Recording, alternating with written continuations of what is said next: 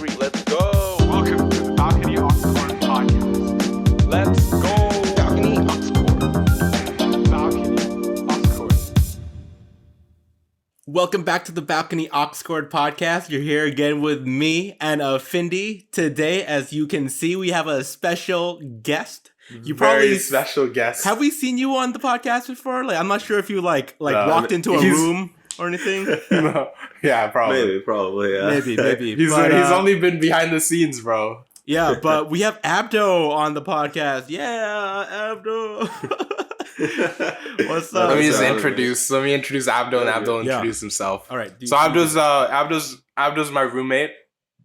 We've been living together how long? Since 2017. No, like it was like May 2018. Yeah. We've been living together for like 3 years, bro. Yeah. Basically. Mm-hmm. 2 years at this place. And 2 years at this place, and just my best friend. Actually, my best friend. Yeah, nice. And like probably elevated to like sibling status. But yeah, so we just got him on the podcast today, man. Yeah, dude. no, Like I don't know why we never had you guys sooner. No, I say yeah. I've been telling Findi like I've been wanting to like maybe one time join, but like you've been like suddenly like hinting at him the whole time, and he's like not taking the hit. He's like, I want to talk about music, like recording somewhere. But Abdo basically just taught me how to do like the setup and shit like that. Yeah. I remember in the beginning we were like still figuring out the visuals and audio and stuff like that, and like Abdo was like an absolute help, and so thankful, man. So thank you for that. Oh yeah. Of course. But I like what you guys do here. Oh, thank you. Having me. Yeah. But I think what Findi was missing out, other than you being his roommate, is that you're a creator. And if you don't mind, like, can you just like talk about that a little bit and just like tell the audience like what you do? Introduce yourself first. As a human. So as a human, yeah. No, my name is Abdo. I'm a Egyptian, I guess, filmmaker living in Vancouver. I graduated a couple of years ago, and it's been almost 2 years now. I graduated, and just been doing a lot of like different kinds of like video content work, from like fitness commercials to short documentaries to like weddings, real estate, anything like that makes 7-Eleven. Yeah, so. Most recently, actually, like a 7-Eleven commercial. But, sick, bro. But yeah, that's awesome. Yeah, so it's sick. Yeah, it's nice to be in Vancouver doing that kind of thing. Yeah. But dude, you're making bread, man. What the fuck? Yeah. You're making bread, and Finny's unemployed. Let's go. But yeah, no, I think like for me, it wasn't like always like. I didn't always want to do this, but I'm glad I'm doing it now. Can you tell us a story? Because like you started out as when I knew you at first, you were a computer science student. Yeah, so a fucking nerd. So yeah. Now he's an artist. So yeah, when I came here, my parents like they live in Qatar, so that's where I grew up. And they were like, I mean, as all like Arab parents, they're not gonna send their kid halfway across the world to like study like art. They're gonna. I was a very like science, math kind of kid. Sure. But you always had an interest in like film and stuff like that. Yeah, I mean, I like picked up my first camera and did like I had film class in like middle school to high school ish, like 7th, 8th grade. I just did some like random videos with my friends. We had like a YouTube channel. So wait, like how into it were you? We were pretty into it. We were pretty into it up until like 10th grade. We were doing like these like really funny porn shoots. No, in Qatar. No, we were doing like these like short action films. We had like a bunch of toy guns and we'd like shoot each other. I mean, yeah, it was. Yeah, it was funny. Like no, I think that's the beauty of YouTube, there, right? And like you were like utilizing that space, so it was awesome to hear that you like began your journey at a really young age. So it's cool, man. On YouTube. On YouTube too. Because I feel like Mark and I always like kind of like thought about doing YouTube. Yeah. Because we just have like.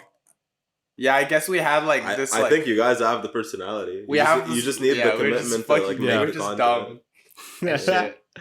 Yeah. But like it's just like being You brave start enough so- to put you yeah. out there, like you like put yourself out there. Is like I think that's the big part of doing like What- anything really on what- online. Yeah. Yeah. What age did you start doing it? So I remember in 2011. Oh shit, that's 10 fucking years ago. Yeah, bro. in 2011, I asked my dad. I was like, "Hey, like, I've been watching all these YouTube videos, and like, I feel like I want to get a camera and like, try my hand at like shooting some videos and stuff like that." And my dad thought it was like, "Oh, it's just for fun. It's just a hobby or whatever." Yeah. So like, for my, I think it was like, how old was I? Probably like 12, 13 maybe. Yeah. Right. I convinced my dad to get like a family camera, like a DSLR. Yeah. And I was just I would go out and like it was still DSLR, so I'd go out and shoot photos for my family, and then like also like make videos on the side just for fun with my friends. Right. But it never amounted to anything. I remember my dad saying, like, when I asked him, it's like, "Oh, like, can I do this as a career?" He's like, "No, like, this is just a hobby. Like, this is not our culture. We're not gonna, like, what are you gonna do? Like, go to Hollywood?" Like, literally, he said that. I was like, I'm kind like, of Hollywood of the North, I Vancouver. mean, maybe, sure, but like, yeah, like he kind of like brushed it off, and I also kind of brushed it off. I was like, because I guess I was like an obedient kid back then, but some shit happened. Yeah, and I was like, you know what, it's fine. I'll just do it on the side for fun. And to be honest, when I didn't get that support in the beginning, I was like, yeah, like whatever. I decided to follow what my dad wanted me to do, which was like do some kind of science engineering thing. Right. And so the natural route from sitting on the computer for hours to editing was like in the science world. I was like, oh, like I was gonna be like, okay, fuck it, I'll just do computer science programming. That seemed like the natural transition. Yeah. And so I learned programming, and I was like, oh, this seems pretty cool. But the funny thing is, my kind of love for programming at the time was sparked by a TV show, which was Mr. Robot, and that came around at the same time, like when I was in 11th or 12th grade. Yeah. And what I didn't realize was that I didn't actually love the programming aspect. I just loved how well that show was made. And so switching to film now, I'm like, you were like a movie nerd, like from the beginning, like in terms of like actual like production, right? And that's dude, that's awesome. What Mr. So Robot? All this shit. I've never heard of it though. What is that about? Oh, you gotta watch. It's such a good. Such a well-made show. So it's like basically the synopsis is that it's like kind of near future, New York, and how they kind of it's like how like this guy who wants to completely shut down the system in terms of like finances and stuff like that. He wants to end all debt, end all like. And he's a hacker, basically. He's like a hacker activist, basically. He's a hacker activist. He's like Robin Hood, but like he's a hacker. Yeah. It's pretty sick. But the reason why I loved it is because the showrunner, the creator, and the lead actor are all Egyptian American. So dude, what? You were just inspired by like... Dude, sick. That's wild, man. Yeah. I mean, you say... Okay, that's interesting. Like, do you have any like Egyptian idols like in like the movie industry that like you kind of look up to? I think definitely the showrunner of Mr. Robot. He's like the most successful. His name is Sam Ismail, and he's not. Even when he won the was the Golden Globe, he said thank you in Arabic on stage. Damn. I don't think anyone's ever done that. Yeah. Usually Arabs are known for like being like athletes and shit, not like not like film. Yeah. But hey, like there are, I mean, very recently there's like an Egyptian director that put out like a Netflix original. Shit. Oh really? Yeah, like a Netflix original series. Oh, the scary one that I'm not really watching. Like it's called Paranormal. Yeah. I've only watched the first episode, but I actually met that director in Egypt before. Oh really? Which is pretty cool to see like his work out there now. Damn, but yeah, there are a few, but it's not like too many people in the Western world. Yeah. Let's go back to the story that you were telling though. Yeah. Like and then so you decided to do computer science. And then so you applied to university. Yeah. And then you got into university. You came to university. Yeah.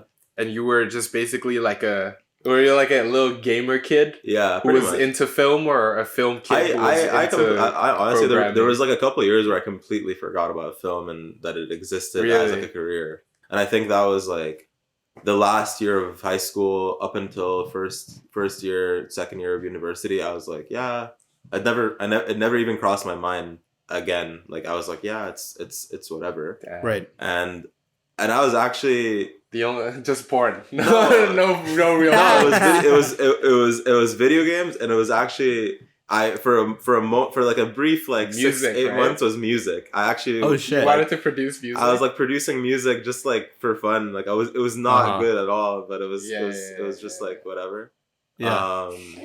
And then how was that like? I was like, oh, how was that like? Oh man, it's fun. I used to like record myself like singing guitar covers in high school, and so this was like, okay, like maybe I should try making music, but it was like I feel like everyone has this phase, bro. Mark wanted to be a DJ for like a year. Me too. That's what happened too. I was like, oh, like I want to do like electronic music and Mark become a has DJ. Mark has like I have a mixer. I have like an actual like controller. I went to this house for one day, and I think he wanted to call himself DJ Obese. No, like, this was back in the day, bro. This was when I was 15. Oh, really? Yeah, this was when I was 15. I thought you still wanted to call yourself obese. No. Remember when you were still fat in the first year? Yeah.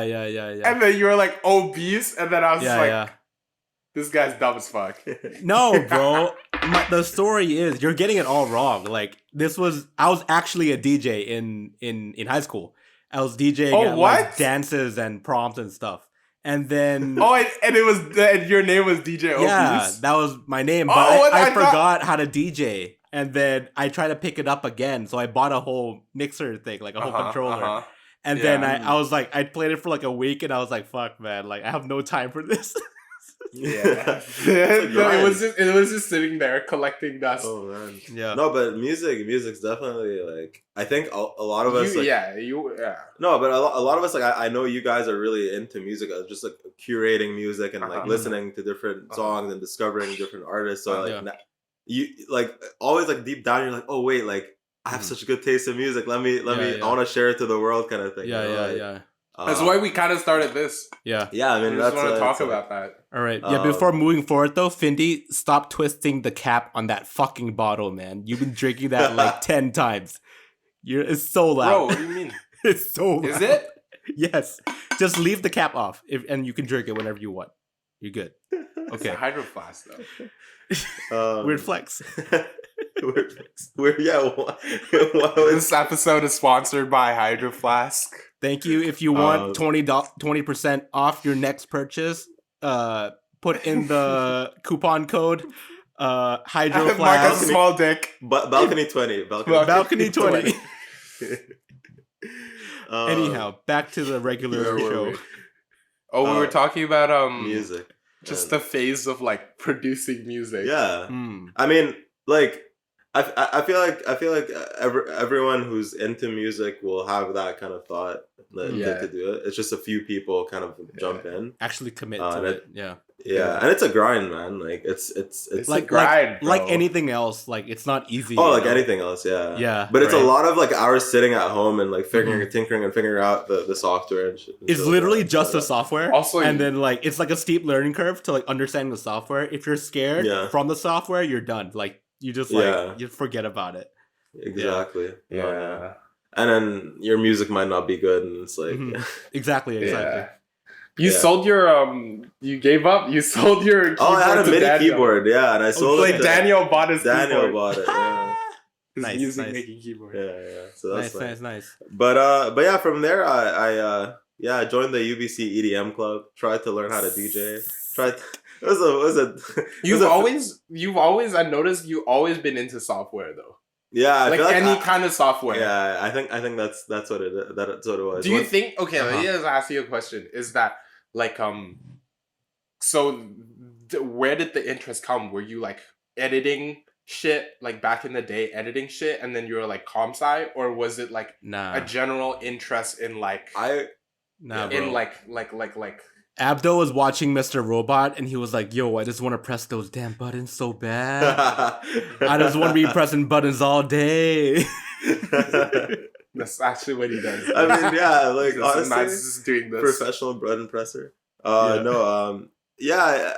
think like I've always been known as like the guy that like just knows a lot about like computers, and so like I was always like tech support kind of with my friends and my family. Yeah, the tech guy. Yeah, and I don't know. Yeah, you're right. Like I think like whenever I see a new software, I'm like, oh shit, I want to learn this. Or like a just even hard like new gear or something. Yeah, like. I've been called by my friends as a gear slut a lot. Yeah, gearhead. It's like gear slut, yeah. So that's yeah. That's but for real though.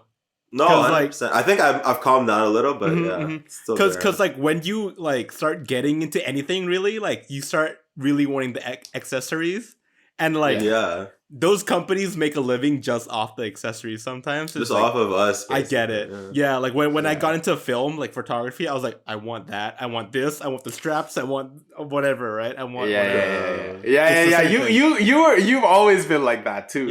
Yeah. Because I always change like all the time. Yeah, like the interests. Yeah, my interests change all the time, but you know, it is what it is. Yeah, man. But talk more about being a content creator in general, and like what it means to like for you, like what like after you finish like a piece of work, like what do you feel like is what kind of like sense of accomplishment, like what fuels you even? So just those kind of thoughts. Sure. I think in general, like creating films like has always been something that's both scary and also like really rewarding. I think this I'll talk about a little bit. The scary part for me was always feeling like like the anxiety of it not being like very good in terms of I don't know, because there's now film is so accessible. Anyone can make it. Like anyone can make content using iPhones and stuff. Like it doesn't even, you can use iMovie and an iPhone and you can make like a banger of a film.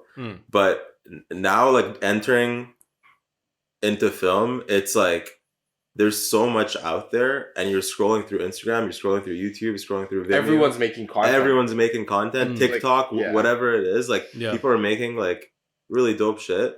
And I think the scary part is that, like, I don't want to get sucked into making corporate content, making like shooting weddings, shooting like real estate. Yeah, that has money. And I like I can do it, it's fine. But like the scary part for me is like that I'm not making content that's like rewarding for me, and I'm not or that it's not like gonna be good enough, or what have you. But for me, like the rewarding part is, I think like my draw towards film is this kind of intersection between branded commercial content and short form like storytelling, like real life like documentary style content. So think about like the sponsored docs basically. Like, I really want, like, that's like my end goal. Like I really want to get into that. I want to do stuff like, for example, like I'm sure you guys have seen like the Nike commercials where it's like talking about like, I don't know, like some soccer player, like like, or some NBA player, or like or like Serena Williams, like tennis player. Like it like these like 5-10 minute short docs about like their story, and it's like, and in the end they just slap on the Nike logo in the end. They're like, just do it, and it's like, I'm like, oh sick, that's so cool, because like you get to be paid to do something like that, right? But like it's like storytelling. It is storytelling. Yeah. I think the most rewarding part, at least if I was in your shoes, like it's like you're able to write, like you're able to tell a story while keeping it concise and like keeping the message straight. And I think that's a fun task to do, like always, because it's always changing, because it's like short term, right? Yeah. I think you hit the nail on the head. Like in terms of like for me, like I don't want to do long form content. I don't think, like as I'm doing this more, I like the short form It's the new age kind of thing. Like Max, like we don't have enough attention. I don't have enough attention to watch. Like, I mean, sure, I'll watch the TV show like here and there, but like, I don't think having seen how that industry is, like TV and film, like the long form shit, like it's not for me. Definitely. Yeah, I think like the turning point for me was definitely like I PA'd like production assistant. I was a production assistant on set for what's it called? The Flash, like the TV show. Damn, what the fuck? Nice. Yeah, and I saw. It sounds way more impressive than it is because you just get coffee. Like you literally you're up at 5 a.m. trying to drive to Burnaby. Like that's where like okay, for context for people who aren't from BC, Vancouver, that's like it was like an hour drive at the time, and I didn't have like there was no parking. The producer had to like drive me over, and I'm like, yeah, it was from 6:30 in the morning to 9:30 p.m. That's how long the shift was. And that was no overtime. It's a 15-hour standard shift, and it's not like what. And they give you food, sure, but it's like you're standing there. I didn't see a camera. I didn't see an actor. I didn't see a director. My job was literally clearing the street so that they can start filming at night. And so I was talking to random strangers. Yeah, telling them to not park in that street and telling them to move away, and I was just wearing a vest.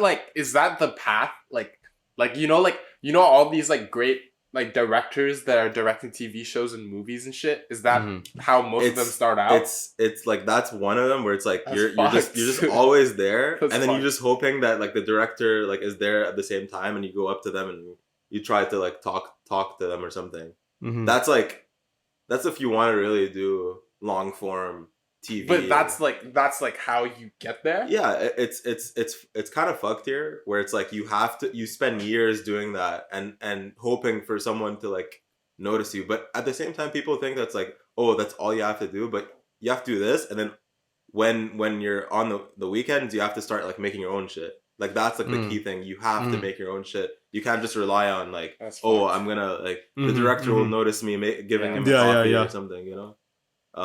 They don't have time to like notice shit like that. No, but everyone who's PAing or like being like either a production assistant or like they have like some kind of they always have something on the side going. Sure, it won't just be like working like 4 or 5 days a week, 15 hours a day, telling cars where to park. No, like it's like you have to like have aspirations either to like write and direct your own thing or I don't know, be a cinematographer or be an editor or whatever it may be, but you won't survive. Like you'll hate yourself. Like it's worse than like an office job in some cases if you don't be careful about it. So like if there was like a like what is kind of like advice, you know, if there's someone watching, a kid watching who just wants to like, there's an Egyptian kid watching. It's an Egyptian kid watching in Egypt. And he's like, yo, I want to make like I want to make films. I want to tell stories. I want to do this. It like sounds cliche, what is like make shit. Like you gotta make content. You can't just you have to just go out and like shoot a video or shoot a photo or like whatever you're doing. Like you gotta like just go out and make the time to make your art. And allocate time for it. Like allocate time. Yeah, I think allocating time to like every day to like either if you're a writer writing or if you're a music producer produce. Like it sounds like a very like stereotypical kind of like advice, but it's real. Like it's very you really like it. That slow kind of progress, making content every day is really gonna affect. I agree. Your trajectory. Yeah, exactly. I agree, and I think me and Findi talked about it in the past about like artists in general. Like you kind of have like this idea that you want to do, right? Like really big idea. Like I think Findi was talking about like he wanted to illustrate a song by Berhana or something, right? But he didn't have the skills yet to do what he imagined he wanted to do. And I feel like a lot of artists have that imagination of what they want to do, but they don't have the skills to do that yet. So in order to get to that vision, I feel like you just have to practice every day. Grind. Just like you said, right? It's just like it's like incremental steps, and like every day you learn like a new set of tools. Maybe like you're an editor, you learn like a set of, I don't know, like functions on Premiere Pro or some bullshit, right? Yeah. Exactly. No, I think what you said is very key, because a lot of people, the fear, like I said like a little bit earlier, it's just like that fear of starting, or that fear of like, okay, am I like, is this gonna even be good enough? You kind of like, you set yourself up for failure, because you're like, oh fucking shit, scary, bro. You're like, oh, like I'm not gonna, you're not even gonna start. You're never gonna know like what it's gonna look like at the end of the day. Yeah, like definitely. And I think like, now, sorry, go ahead. No, please finish your point.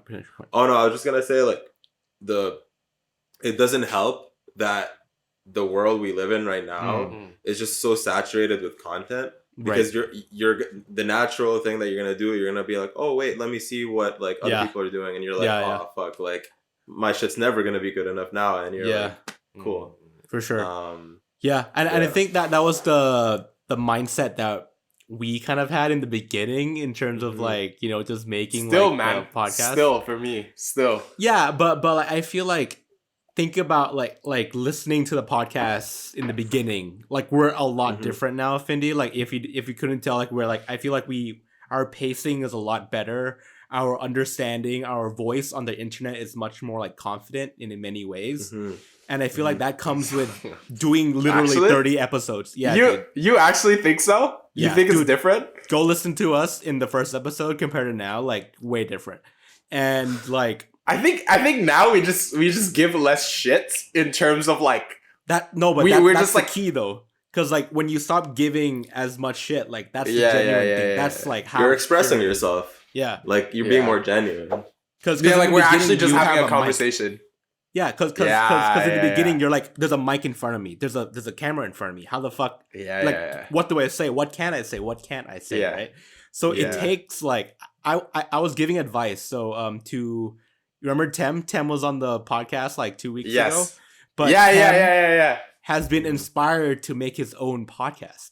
And oh, what the fuck? Yeah, like about movies and stuff. About movies, yeah. Oh, what the fuck? That's sick. Oh, is that your friend that we had on? I looked about like the guy that does the reviews, right? Yeah. That's really cool. Yeah. So he's he just started, and he's friends with Poom Viparit. And he got Poom Viparit on the first episode. No way. And I was like, bro, that's ballsy, but like it's smart and ballsy, because in the first episode, you don't know what the fuck you're doing. You don't know what the fuck you're doing. Like your setup's gonna be broken. Like your editing is gonna be like fucked. Like there's gonna be a lot of factors. So like, you know, it's ballsy, but like there's some benefits of it. Obviously, you're getting like a star on, right? But like, I get it. Makes it viral a little bit. Yeah. But damn, what the fuck? Yeah. When is he releasing this? I'm gonna go follow it. I hope like in a couple of weeks. But yeah, man. Oh really? Yeah. That's cool. It's called TMR Reviews or something. TMR Podcast or something. Which is like Tomorrow Podcast. I mean, I think he has like a meaning behind it, but like I haven't talked to him about it yet. But along those lines. The name doesn't sound appealing though. I know, right? But it's okay. The podcast of tomorrow. Like we spent so long coming up with Balcony AUX Chord. I think it's a dope name. But we were just like, thanks, man. Dude, you know that when on YouTube you can see the traffic, right? Of where like what people search to get to us. And one of the things that people search to get to us is Chloe Ting men's results. What? It's like a fitness model, if you know Chloe Ting. I have no idea. And it comes through our videos. Why is that related to us? Also, one of the other alternative ones was Climax Films. Yeah. That was the thing though. But that's porn though, if you realize what that'd be. Yeah, no, but that was you just told me to come up with something that will make people want to click on our videos. Yeah. So I was just like, sex sells. Yeah. But yeah, unfortunately, people who have pressed on it are like searching for porn on YouTube. Yeah, for sure. But damn, you actually think we got a little bit better? Yeah, I really do. At in terms of like our internet, like Abdo's fine because you've been kind of in this industry. Like you're the guest that has been the least awkward on camera. I think. You know what I mean? Yeah, I agree. Because who did we have? 10 was pretty good too. No, 10 was pretty good. I would say 10 was pretty good too. But other people, like when there's like a camera and a microphone, but you've been in this industry, you know what I mean? So you're just like having a conversation. I think it takes time. Like being camera shy is like kind of normal. But like some people are like I think I relate with people who get awkward on camera because I wasn't very.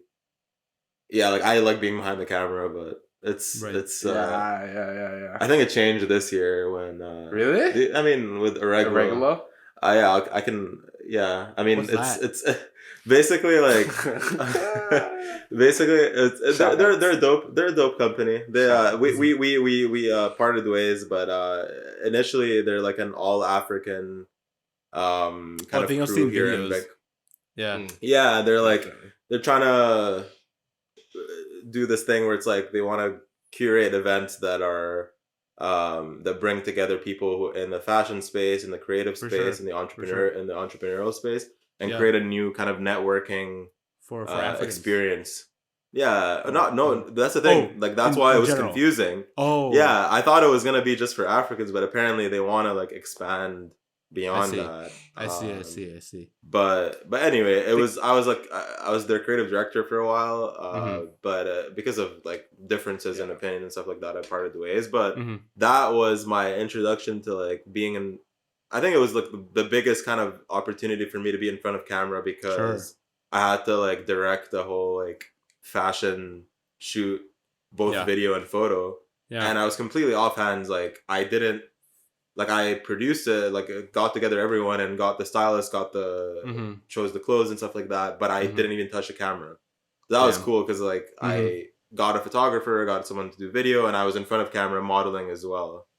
And I saw. Okay, that was directed and produced by. So that was kind of cool, but yeah, I think like once you.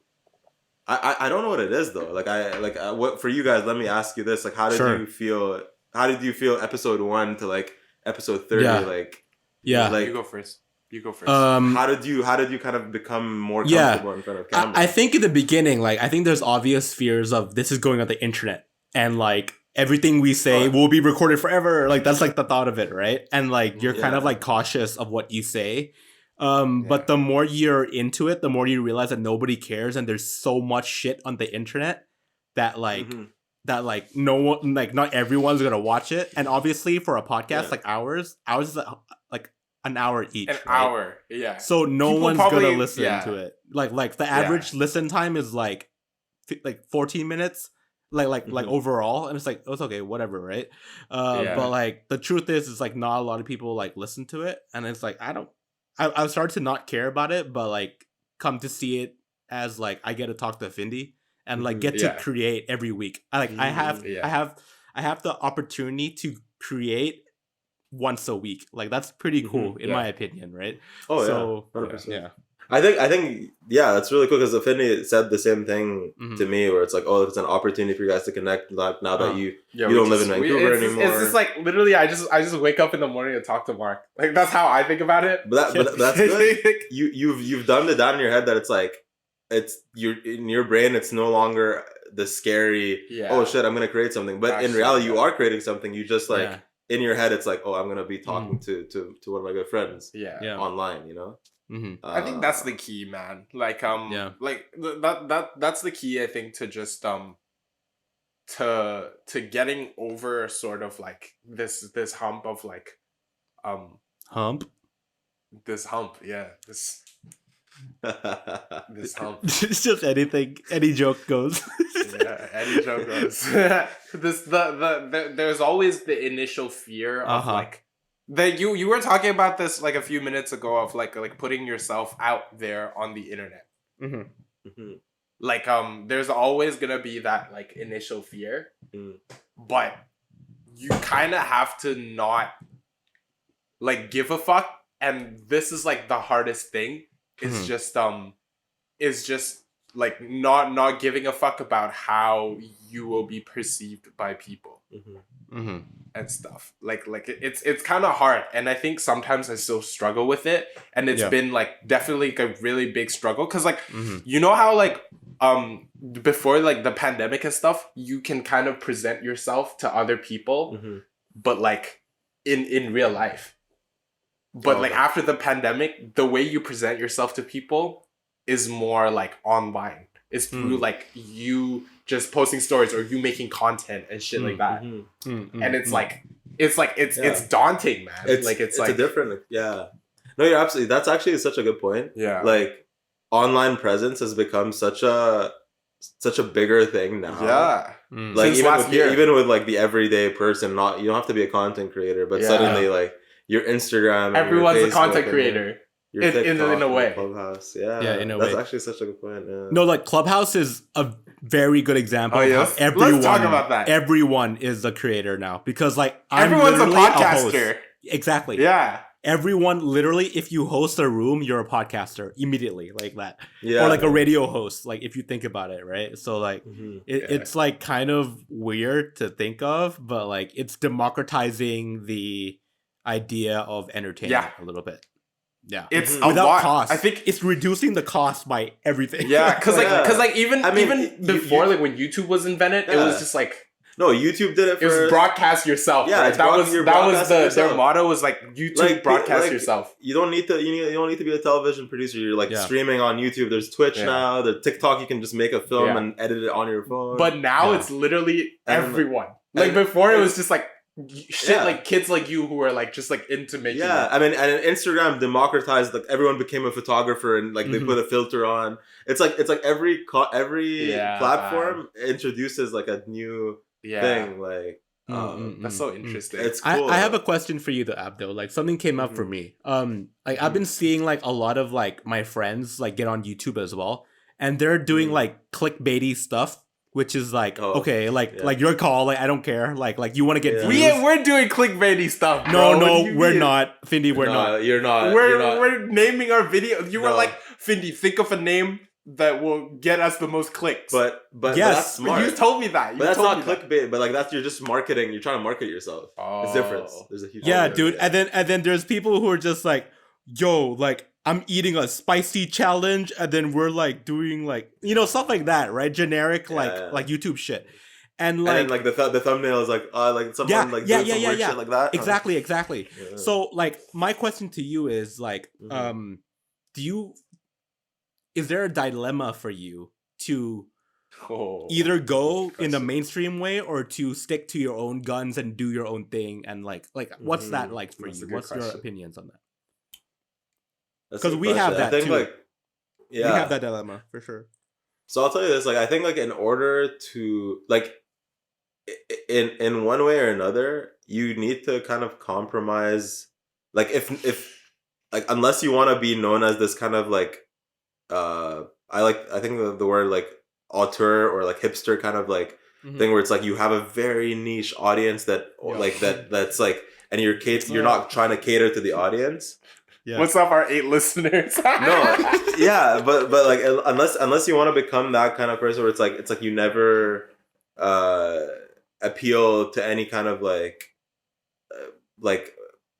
or another. Like you're gonna have to kind of bend a little bit to kind of boost your following in some way or like you don't have to become like you don't have to go the complete extreme route where you're like making clickbaity content. You're only doing like what's popular. You're only like talking about what's like mainstream. But I think in some way like you're trying to make shit that's good, right? Like ultimately that's like the good. That's like you're trying to create content, and then like I definitely see myself being on in terms of the spectrum of like going full mainstream to going full like indie. I'm like definitely more on the indie side, but not too far on the indie side that I'm like like disconnected. I'm 5 people. Yeah. And I think like but there are people who are really good at picking up on the mainstream, like whatever is mainstream, and they just like capitalize on that, and they just make like the best possible content in that space, and then they just become viral. And there's people who are just really good at that. That's the thing, man. Like, I feel like I go on YouTube these days, and it's just like, there's like so many, and it because it's so accessible, everyone can make a "this is my boyfriend" challenge, this is my makeup routine, or like I know, but there's people who are good at like pioneering these new trends. Like, you could also be like that kind of person where it's like, you know, like you kind of come up with like a meme or a viral thing, and then you just take off with it, and then you just go in on it, and then once it becomes really popular, you move on to the next one. So that's like, but if you're always the bandwagoner, I think that's like very disingenuous, and you don't want. Do you feel though that like okay, this is gonna sound like kind of fucked, but I feel like YouTube content these days, I'm sort of not as inclined to go on YouTube and watch it because I feel like I've seen it all, kind of. Like, it's been done. Like, things are just, like, done over and over again by different people, and they're just talking about the same things. Yeah. Like, you know, like, they have, like, spicy ramen. Like, I've seen so many of those. It depends on what kind of content you watch. Like, if you're into the video game content, everyone, like, it's become so high level. Yeah. Like, people are, like, so efficient at making it, and everyone's, like, the same, pretty much. Like, there's no difference. It's, like, everyone, like, there's, like, a group of, like, editors in that space that, like, edit the exact same way, almost. And, like, I don't know if you guys, you played Among Us, right? Yeah. Like, I wasn't really into it that much, but, like, you'll see, like, all these videos on, like... It's the same thing. Like, oh, playing Among Us with my friends, and it's like it was so many videos. Every single one of them gets like multi-million views. I don't get why, like, it's why all of them have like 3 million views. It wasn't just, it was like tens of millions, man. It was, there's definitely like there's like nowadays I think YouTube is all about the trends, and I mean so is TikTok, so is like anything, whatever. Like any social media, I feel.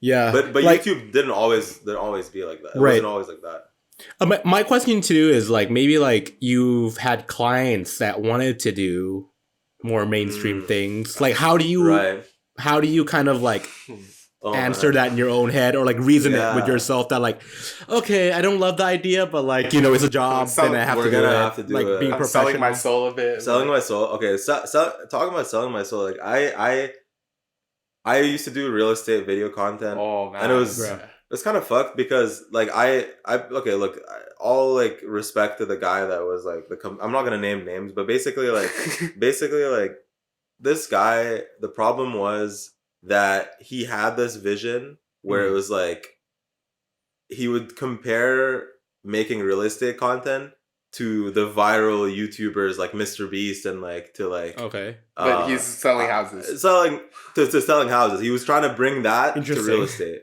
Interesting. Which was I don't know. I was trying to make like a cinematically like beautiful video, and I'm trying to like cut it like together in a good way, and then he's like, oh, like make a thumbnail like that. Like, you have to like make thumbnails that will draw the audience, that will and then like you have to put sound effects, you have to like zoom into their faces when there's something funny, and I'm like, we're making real estate videos, like what the fuck, like why are we're trying to sell the real estate agent. And so for me that experience was just like why I just was like always like why are we trying to become like that for real estate? Like, why are we doing, why are we just trying to take trends and everyone's trying to be like that, you know what I mean? And I don't know, in a way you could say like it's different because nobody's doing that in real estate, but then you're kind of like you're taking like a very corporate kind of job and making it like trying to like make it like trendy and whatever. And I think that there's some things that just don't work.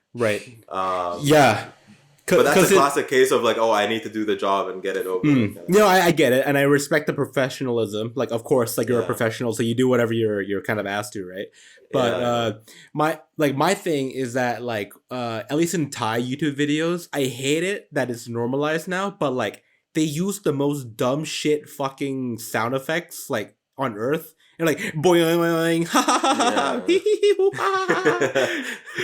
And like it, I'm guessing it began with like a video that went viral. Then everyone was like, that works, and then everyone just has it in every Thai YouTube video, like now, everything. So I'm just like, like, when are we gonna kind of like fall out of this loop? Yeah, no, that's the thing, like knowing the balance between like including shit, like knowing the balance between like sort of doing like clickbaity or like trendy things, like and then having your own shit. You've seen like the Blackpink, like K-pop, like those like K-pop bands, like their videos. Yeah, it's you think that like, oh, like you watch it and you're like, oh, it's pretty cool. It's it's actually, there's actually a lot of work that goes into this. A lot, yeah. Like but they have I saw you were editing a 30-second music video for like days. Oh yeah, like a 30-second thing. Abdo was like, no, it takes a long time. Days, because like I was just like the turning and then the lighting and then the coloring. Yeah, it's like a lot. You remember the wipes video? Oh my god, yeah. The video was supposed to be like 30 seconds. Motherfuckers were. I woke up and they were already filming.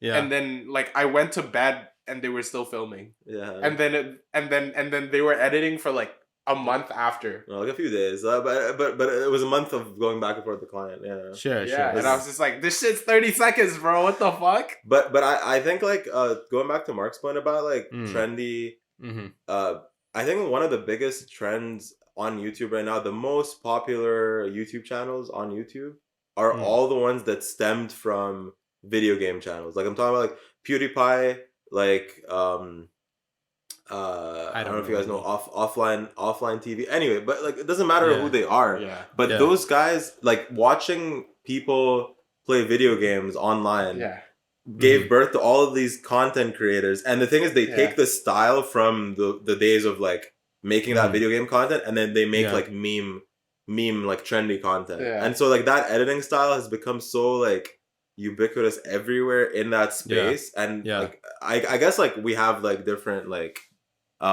recommended videos, but that's all the videos that I get recommended to me, and I'm like, oh shit, like it's like it's always like and the same porn, of course.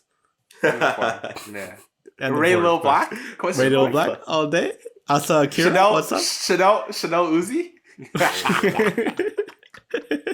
But yeah, no, it's he's deflecting. He's deflecting. You know who Chanel Uzi is? No, I actually don't. No, you don't? No, I mean, you know who subscribed to her? Who? I don't know what you're talking about. I don't know. A lot of my friends are subscribed to her. Mm-hmm. Yeah. Nice. Do you have any lasting points? Like we've been going for around 40 something minutes now. So maybe like a last point. Like Findi, like are you like, you know, this might be a good time to just talk to your friend in like a very like you want to know more about his like way of like thinking, or maybe I don't know. You see him more than I do. Like so like I don't know. I think like I don't know, man. Like because I see this guy every day. And like we actually talk about this stuff a lot. Yeah, we do. I think yeah, you know what I mean. We actually talk about this stuff quite a lot. Like because I don't know. Like we're both in this space of like just making visual. Yeah. So I don't know. Do you have any questions for him? Yeah, I guess a good like final question is like, where do you see yourself like going? Like because I know you're entering the big leagues now. You're entering. Yeah. So literally this week has been dude, like awesome. It's been crazy. I'm so glad to hear that. But where do you see yourself like just in like maybe just next year, man? Like literally next year, or like just in the long run too? Like where do you see yourself? No, the reason why I talk about this week is because that's basically like it's pushing me towards the direction that I want to be, where it's like I'm in like I think like the next step is to go away. I've spent the last couple of years trying all these different avenues in video, and I think I'm finding my voice in creating like branded commercial content. And I think in the next year, from a kind of logistical perspective, I do see myself staying in Vancouver, and I do see myself like hopefully having like immigrate, like taking the steps to immigrate here, but like getting permanent residence and all that. Because I think that for me, the reason why I mention it is because that's going to be the key thing for me to break free of like working for other people and rather have my own kind of like production. I wouldn't say a production company, but more like having my own kind of thing where I'm working with different clients and creating content, and hopefully at the end of the day, what do you want to be, like producer? I'm guessing it's a producer standpoint, not a director, because director is more hands-on, producer is more like okay. So I mean that's actually no. I do definitely see myself directing and producing at the same time. I don't like I think like over the last year especially, I found myself like liking editing more than actually holding the camera. Yeah, like I like directing in the sense like, I'll bring someone on and like have them shoot it, and then I have the vision in mind, but I don't need to hold the camera in order to execute that vision. You know? And I think I see myself doing something like that where I'm like writing, directing, and editing kind of content, and then collaborating with different people. Collaborating with this guy, I wanna like direct something maybe soon. Sick. But yeah, that's like kind of where I'm at. You gotta know. You gotta know your strengths and like weaknesses. I think to just know what role you're best fit to play. Yeah, like I realize camera operation is not really like like I know how to do it, but it's not really my strength. And that's fine, you know. Like not everyone's like a cinematographer. Not everyone is a producer. Like everyone has to find their space. But I think at the end of the day, though, like you and Findi and I guess myself too, like I think at the end of the day, like we're just creators or just creatives even, and like we just enjoy the grind of producing something, like the grind of seeing something being made and be like, yo, like that's from me, like I did that. Like I think at the end of the day, like whatever task that satisfies that need, I think that's where you're gonna kind of like gravitate to anyways. Yeah. It's like no matter what it is. And I feel like you just said that you this year you like to do editing, and like it might be next year you like to do, you know, other things too, you know, but like you will gravitate to whatever fulfills that satisfaction as a creative, need as a creative. So I think like that. Trying new shit is like the key thing. Yeah, you don't like because I feel like staying stagnant is not the. It's bad. It's not a good look. It's being comfortable at a young age is not a good thing. Yeah. Yeah. I've been telling all my friends, I'm just like, hey man, like do something new, because like if you're comfortable right now, it means like you're not growing. Like you're okay with knowing what tomorrow is gonna be. Therefore, you're not growing. Like you're not seeing like yourself being challenged. So I feel like we you know, as young people, as young creators, we should always like look forward and look to like new spaces where we're not good at, so that we can become better like creators in general too. Yeah. True. Man. Dude, sick. Well said. That was a sick episode, bro. Yeah. It was actually a very sick episode. I'm glad. Dude, thanks for bringing me on. Of course, man. Of course. Yeah. Abdo, so we have a tradition on this podcast to share some music at the end of the podcast that like has inspired us or like influenced us like right now. Like this what week, are you jamming out to? Like how are you feeling? Findi already told me that you're like, do you know Lucky Days? Oh yeah, of course. He got into fucking. I got really into Lucky Daye and his style of music, and I think definitely my girls, man, they like to do that to you. Yeah, it is, man. Like this guy, like before, I was just like, yo, like this is Lucky Daye, bro. You like it? He's like, yeah, it's pretty sick. It's pretty sick. And then like 2-3 weeks ago, he's like, bro, have you heard of Lucky Daye? I'm like, no. Girls will do that too. No, I think a table for two. That EP is definitely. All right, no, you gotta recommend something. Actually, like. Mark, you can go first. Okay, so my song is Roca by Baby. Oh, Roca by Baby. I fucking read that. Roca by Seafood Salmon Olita. And my second one is called Kids by Busty and the Bass. All right, so I've been listening to a lot of fucking like instrumentals. Yeah.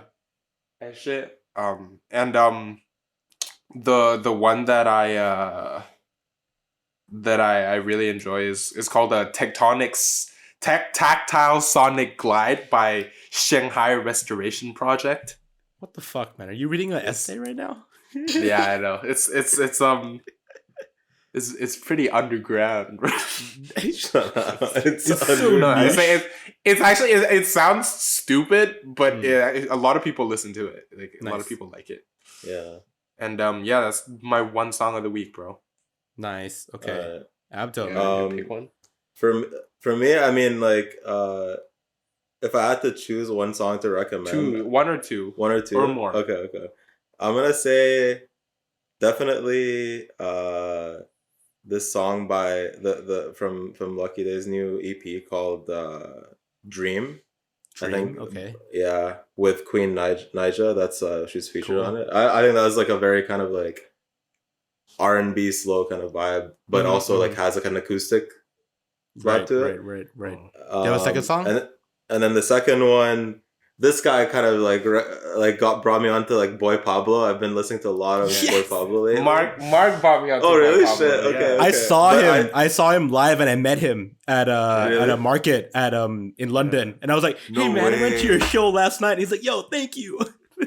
No, but nice leave me alone from Wachito Rico. That Leave Me Alone. Yeah. That's your favorite one from Wachito Rico. Yeah, I mean I've just been listening to a lot lately. Yeah. It's such a because I showed him because you know how he has the 5-part music video series. Yeah. So I showed Abdo that because I think it's beautifully. I've already watched it 3 times. Yeah, sick.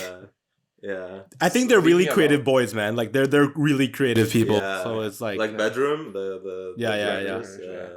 They did Biba Doobie's. Like that guy is Biba Doobie's boyfriend. Who? Oh really? Yeah, one of the guys from Bedroom Production. Oh, that's how he got started. He just made music videos for her, and other people saw it and was like, they directed the music video for the 1975 as well. That's fucked. I was like, oh shit. Yeah. Anyways, thank you, Abdo, for joining us on this week's episode of the Balcony Aux Chord podcast. Yeah. We hope to have you back again, maybe with good news that you're directing a fucking film or some shit. That would be great, yeah, man. Only after you win the Golden Globes. Exactly. But thank you, everyone who's listening. Right now, we're also going to be on Clubhouse, and it's going to be called Balcony Club, or I don't know, like something that we're going to be changing the name to. But something about you want to do that now? Related. We're going on right now after we record. And catch us there too if you want to participate in sharing music and whatnot. I think that's a good space to do that. Anyhow, thank you guys for talking to me today. Thank you, listeners for listening. See you guys next week. See you next time. Bye.